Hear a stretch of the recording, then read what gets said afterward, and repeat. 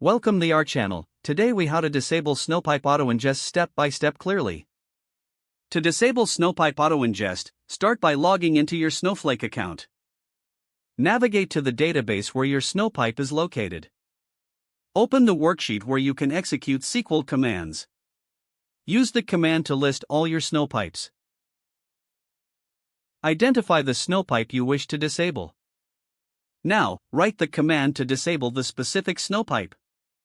The syntax for disabling Snowpipe is alter pipe _name set auto_ingest equals false, replace pipe _name with the actual name of your Snowpipe.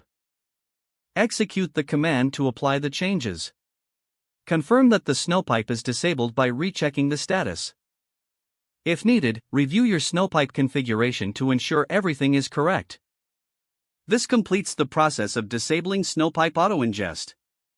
If the page does not load, refresh the browser or try again in a private or incognito window. Make sure you are using the correct email address, then retype it carefully to avoid small typos. If your password is not accepted, use the reset option and create a new strong password you can remember. Check your spam folder for verification or security emails, then complete any requested confirmation steps. Enable two-factor authentication if available to improve account security and reduce unauthorized access risk. After signing in, review your profile details so your contact information and settings are accurate and current.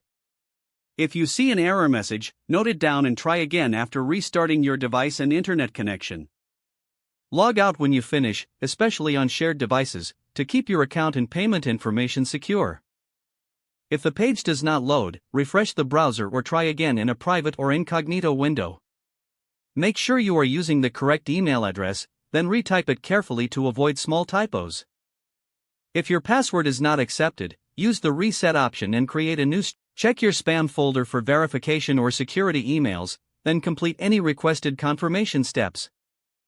Enable two-factor authentication if available to improve account security and reduce unauthorized access risk.